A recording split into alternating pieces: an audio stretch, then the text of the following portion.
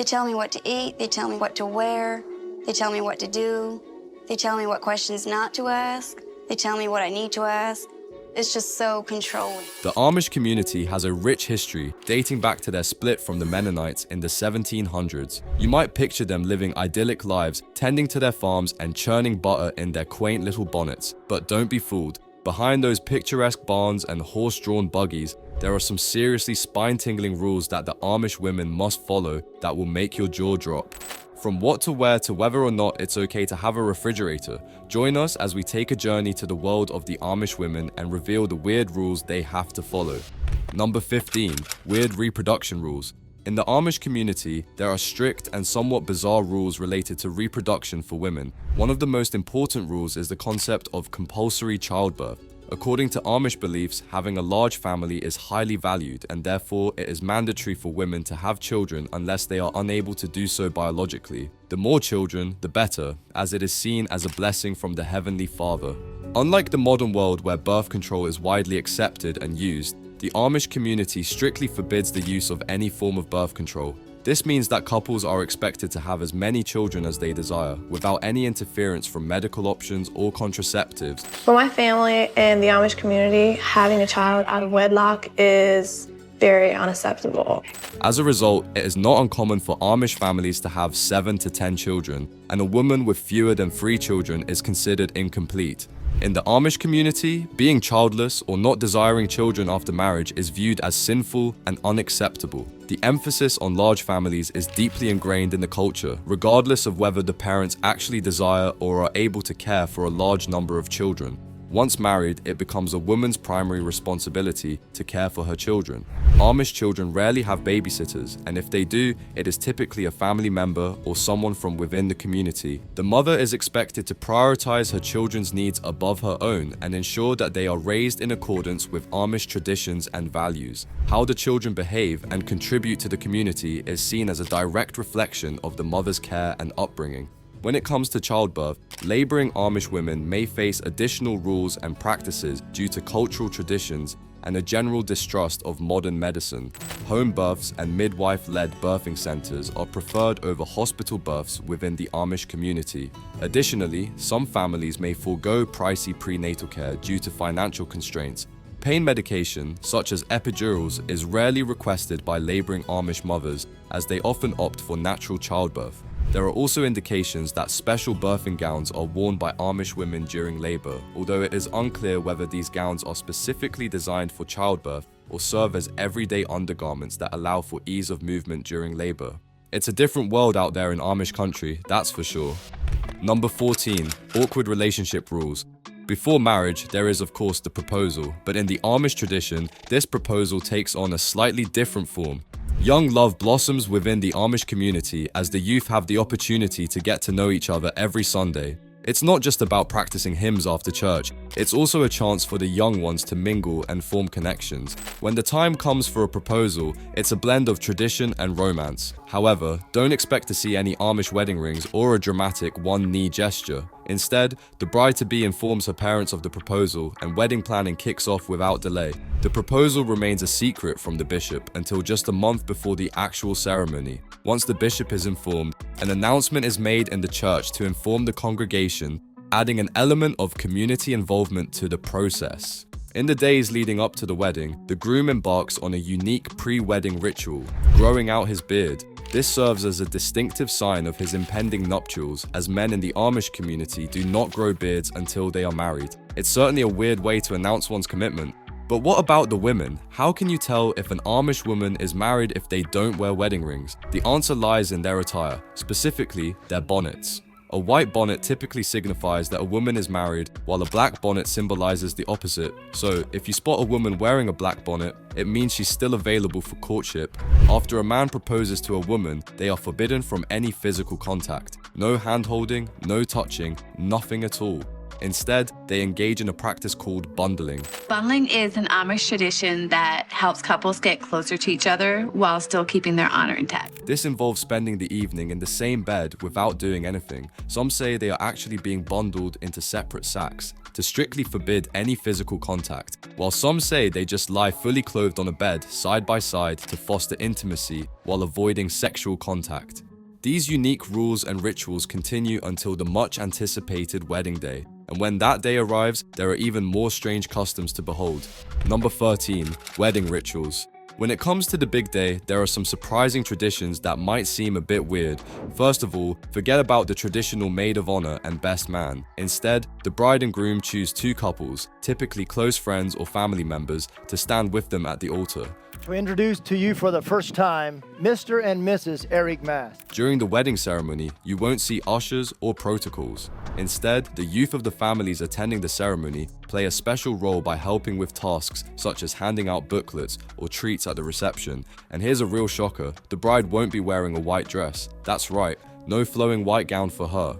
In the Amish community, it's not about the white dress. In fact, it's considered useless for a young woman to dream of wearing a white gown on her big day. Instead, the bride wears a dress, often made by herself, in shades of blue and indigo. But why blue and indigo? In the Amish culture, white symbolizes vanity and pride, while blue represents purity, faithfulness, and loyalty.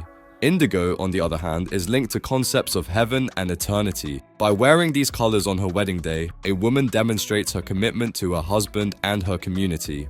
The Amish believe that weddings should be modest affairs, emphasizing the sacred covenant between a man and a woman rather than extravagance. After the wedding day, there's another surprising tradition. The bride must wear her wedding dress to every church ceremony from then on. Some Amish women are even buried in their wedding dress just to prove their lifelong commitment to their marriage. The wedding itself is an all-day affair, from 9 a.m. to 9 p.m. I vow to love and care for you as long as we both shall live. The day kicks off with a lengthy 3-hour church service at a neighbor's house within walking distance of the couple's home. Now, here's where it gets really interesting. The Amish don't believe in honeymoons. Instead of jetting off on a romantic getaway, the newlyweds are expected to roll up their sleeves and help clean up after the wedding. Now, some may see these Amish marriage customs as charming and heartwarming, but let's be real. There are plenty of us who are scratching our heads and wondering if they've got it all figured out. After all, who wouldn't want to skip the hours-long church service and the post-wedding cleanup duty? However, as they say, to each their own, right? But did you know Amish newlyweds don't move into their own home right away? Number 12, Amish wedding night. You see, in the Amish tradition, the newlyweds don't get to ride off into the sunset and spend their first night alone together. Instead, they have to spend their wedding night with the bride's parents. That's right, no privacy, no alone time, just quality bonding with the in-laws. But it doesn't end there. In the morning, the couple is expected to roll up their sleeves and get to work. No, not on their honeymoon plans, but on cleaning the entire house as a token of gratitude to the bride's parents. And just when you thought it couldn't get any better, There you are, Rachel. I need you to start on the cabbage rolls. for the next several nights, the newlyweds must move from one relative's house to another within the community. And what do they do after each stay? You guessed it, more cleaning. It's like a never-ending tour of duty, but instead of exotic destinations, it's Aunt Martha's and Uncle Eli's place. After what feels like an eternity of communal sleepovers and endless scrubbing, the couple is finally granted the privilege of spending their nights alone together. But there's one more catch. If they don't have their own house yet, which is quite common in the Amish community, they'll keep living with the bride's parents until a place is built for them by the entire community. One might expect that marriage would mark the beginning of a new chapter in a woman's life, full of freedom and independence. Unfortunately, for Amish women, this is not always the case. The Amish firmly believe in the old adage that a woman's place is in the home, and they take this belief very seriously. Once a woman is married, it's expected that she leaves any paid job she may have had in the past and instead dedicate all her time and energy to running the household and raising a family. While this may sound traditional and idyllic to some, the reality is that it can be quite restrictive for Amish women. An Amish woman's to-do list includes cooking, cleaning, sewing, gardening, and basically ensuring that her family and home are in tip-top shape, but she's not allowed to seek employment outside the home. The idea of an Amish woman bringing home a paycheck from an external job is about as scandalous as it gets in their community. Well, in my situation, it was extremely challenging to come forward because when you're a woman in those communities, you're taught that everyone on the outside is dangerous and a threat, and that the first thing they're going to do is take your children. Sure, there are some exceptions. Some Amish women do work outside the home, but even then, it's usually in a role that's somehow related to homemaking, like being a midwife or a teacher. So basically, if you're an Amish woman and you want to work, your options are pretty limited. And let's not forget about the farm duties. If the husband needs a hand with the farming, the Amish woman is expected to help. But Amish husbands hardly allow this, because heaven forbid the husband should be seen needing help from his wife. You know, Amish will tell you, we are not citizens of the world, we are citizens of heaven. So they believe that turning over a member of the church is turning them over to the outside, the evil outside, you know, turning them over to the devil. But why is it such a big deal for an Amish woman to work outside the home? Well, it all comes down to the age-old notion of gender roles. The Amish husbands prefer to be the sole breadwinners of the family, and having their wives bring in more money than them is simply not acceptable. It's all about maintaining that traditional image of the man as the primary provider. But shouldn't everyone have the freedom to pursue their passions and contribute to society in their own way? Number 10. Submission. In Amish, submission is not just a suggestion, but a way of life. Coupled with biblical teachings, this high value of submission has created a rather interesting dynamic within the Amish community, especially for the women. Women are expected to be nothing but submissive to their husbands, and this whole submission business doesn't just kick in after saying I do. It starts even before the marriage.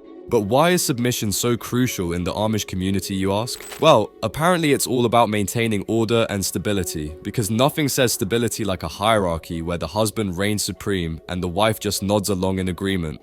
And let's not forget that submission also conveniently allows women to focus on their roles as homemakers and mothers, because who needs personal aspirations and dreams when you can just be content with domestic duties? Amish women are barely given any freedom outside of the house. When seen in public with their husband, they must be totally submissive and follow whatever he says.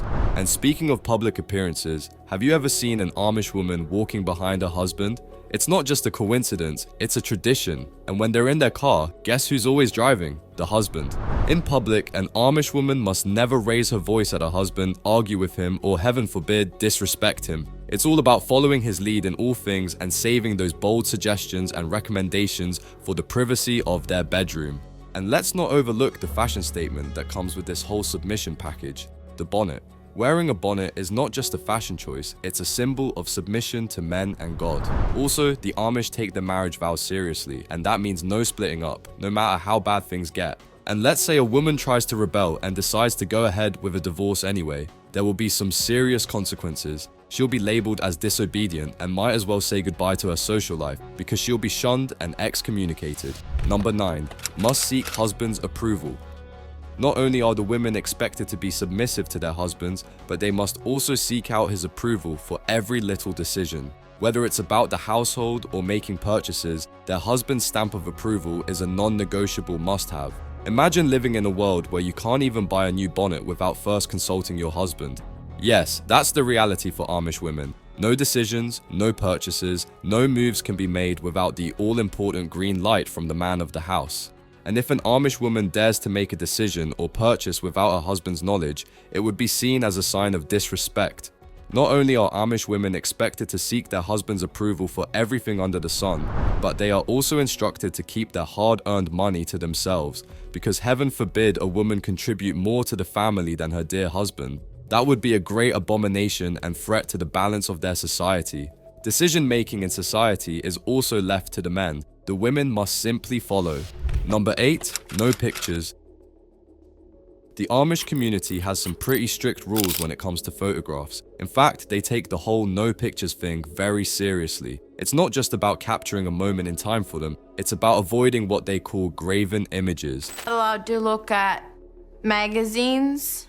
In the Amish community, we don't because they have graven images. And you do not want to mess with a graven image in the eyes of the Amish. So what exactly is a graven image? Well, according to the Amish, it's like turning the person in the photo into some kind of idol, and that's a major abomination for them. For the Amish, being photographed is a big no-no, especially for the women. It's all about staying humble and avoiding any hint of pride. The Amish believe that photographs can create too much individuality and draw too much attention to oneself. So they prefer to keep things low-key and avoid the whole photo-op situation altogether. But some Amish women are willing to bend the rules a bit when it comes to photos. They might allow themselves to be photographed as long as their face isn't shown or if they're not striking a pose. And there are some exceptions to the no photo rule. If a photo is taken during their natural daily lives, it might be okay in their book. But even then, they're pretty cautious about the whole thing. They'd much rather avoid being photographed altogether if they can help it. So, no selfies, no photo shoots, and definitely no Instagram influencers in the Amish community. Number 7, can't have any position in church. In a world where equality and empowerment are championed, the women here are relegated to the sidelines, unable to pursue positions of power and leadership within their own church.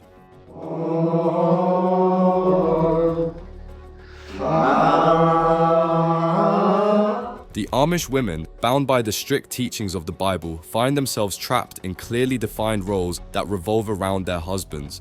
They believe that both men and women hold the same value in the eyes of God. How reassuring. However, this supposed equality is overshadowed by the insistence on different roles for each gender. So, while they may be of equal value, women are prohibited from taking on roles such as bishops, preachers, or even deacons. One can't help but wonder why this archaic mindset persists. Is it a fear of women wielding too much influence? Or perhaps it's simply a reluctance to embrace progress and change. Whatever the reason, a lot of people find this reality for the women of the Amish community disheartening. Number 6, no haircut. You might think that getting a haircut is a simple, harmless act, but in the world of the Amish, it's a whole different story. These people take their hair very seriously, and breaking the rules can have some pretty hairy consequences. While some women in other parts of the world rock a chic short do with pride, the Amish are having none of it. According to their biblical tradition, a woman's hair is her glory, and they believe in sticking to a particular hairstyle. Think buns and braids, and don't even think about leaving the house without covering it up with a white cap or bonnet. It's like a constant bad hair day, but with religious significance. But it's not just the women. Amish men are also forbidden from shaving their beards after marriage. Body hair is also under strict regulation, with modesty rules that cover up pretty much everything. But here's where it gets really dark. In 2011, there were a series of hair-cutting attacks in Ohio, where rebellious Bishop Sam Mullet Sr. reportedly sought revenge against the Amish community for not following his hardline ways. This guy was so serious about his hair rules that he actually had his followers forcibly cut the hair of his victims. These attacks were deemed federal hate crimes because they were based on religious differences. They're just religious thugs, religious terrorism. And Mullet ended up with a conviction and a term in federal prison. But first, the leader of the so-called Amish cult says he's ready to face punishment. Sam Mullet said he is old and he's willing to take the punishment for the entire group. But even that didn't stop the hair-raising drama in the Amish community.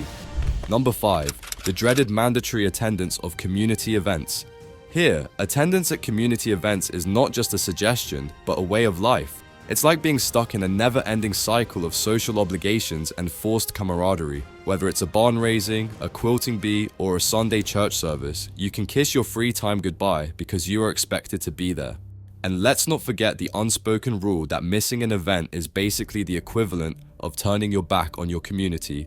These events, also known as Gemeinschafts or community events, are not just about socializing and strengthening bonds, they are about keeping up appearances and ensuring that everyone stays in line.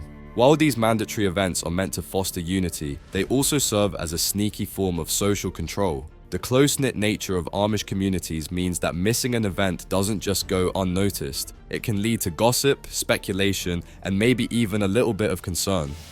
Number 4, no bras, no buttons, no jewelry, no makeup. If you thought fashion rules were strict in the modern world, just wait until you hear about the Amish dress code. Number 1 on the list of fashion no-nos, no buttons, no jewelry, and definitely no makeup. So how comfortable are you with doing makeup? Not comfortable at all.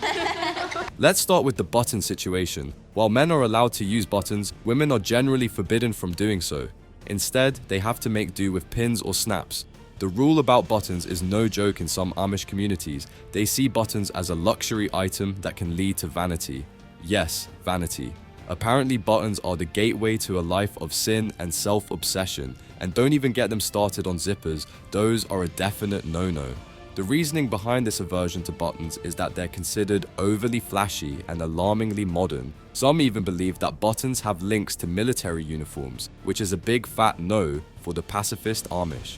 But it's not just buttons that are causing a stir. The Amish have strong opinions about clothing in general.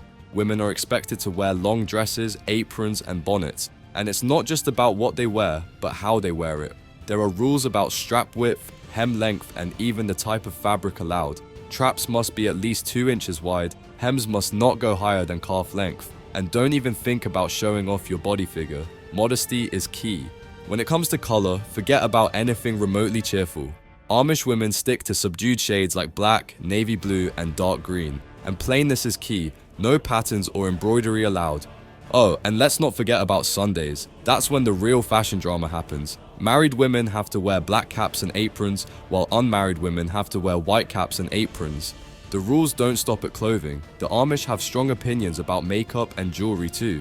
They believe these things are vain and unnecessary, so if you were planning on rocking a bold lip or some statement earrings in Amish country, think again. The Amish women do not typically wear bras, no underwire, no padding, just hand-sewn garments designed to provide modesty and coverage. These garments, often made from simple fabrics like cotton or muslin, serve the practical purpose of ensuring modesty while aligning with the community's values of humility and separation from worldly trends. What would you do if the whole world became like this? Number 3, their dolls can't have faces. You see, the Amish have this belief that creating likenesses of people or animals is vain. This I made my own pattern for, and I used a fabric saving method, meaning fabric saving on the... So instead of giving their dolls cute little faces, they leave them blank and expressionless. These dolls are made from simple materials like wood or cloth, and they're often left unfinished. But the absence of a face isn't just about vanity, it's also a symbol that the doll isn't a real person. It's just a toy, nothing more. So basically, these dolls are like little reminders to the kids that they're not dealing with real humans here, just in case they were starting to get any funny ideas. And the Amish believe that children should focus on playing with toys that teach them practical skills like farming or cooking. So these faceless dolls are supposed to be all about keeping the kids grounded in reality. Not having a face on their dolls is also supposed to show the children that everyone is the same in God's eyes. And then there's the whole thing about only God being able to create people. Number 2, limited education for Amish women. I think all of us here are pretty devastated by the story we just heard. A one-room Amish schoolhouse in Lancaster, Pennsylvania, a place I have visited many times because it is so bucolic and picturesque. It's a tale as old as time, or at least as old as the Amish community. While it's not entirely unheard of for Amish women to grace the hallowed halls of a schoolhouse, the sad truth is that the majority of them are denied the same educational opportunities as their male counterparts. Many Amish women have to say their goodbyes to formal education after 8 grades. Why, you ask? Well, it seems that both religious and practical reasons have conspired to keep these women from reaching their full intellectual potential. First, according to Amish beliefs, higher education has the potential to sow the seeds of ideas that run counter to their way of life. So, in their eyes, it's better to keep the women away from such dangerous notions.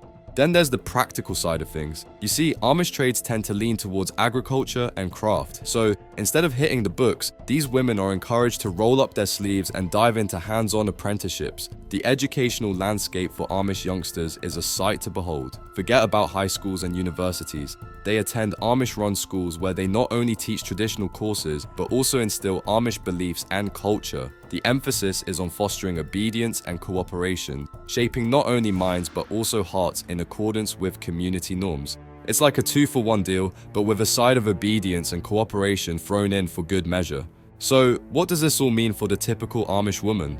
Well, her educational journey begins at the tender age of 5 or 6, and before she knows it, those classroom doors slam shut when she's barely a teenager. While the men continue their studies and expand their horizons, the women are left behind, shackled by tradition and denied the chance to spread their intellectual wings.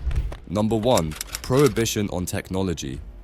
Amish women are also expected to adhere to the community's strict prohibition on modern technology. This means eschewing modern conveniences such as electricity, telephones, and cars in favor of a simpler way of life. While this rule applies to all members of the Amish community, it has a particular impact on women who are often responsible for household tasks that are made more difficult by the absence of modern technology. But it's not just the physical labor that takes its toll. The mental anguish of living without modern technology weighs heavily on these women. One business owner confessed that using electronics made her feel guilty as if she were committing a grave sin. The constant worry that other members of the community might start to complain about her borderline worldliness only adds to the stress. In a world where we rely on technology for almost everything, it's hard to fathom what it must be like to live without it by choice. These rules that Amish women are expected to follow may seem strange or even oppressive to outsiders. They may not align with modern values of equality and individual freedom, but the Amish women embrace these rules with a deep sense of pride, dedication, and fulfillment. So whether we agree with these rules or not, the Amish have no intention to change the way they have been living for many years. They plan to keep it this way for generations to come.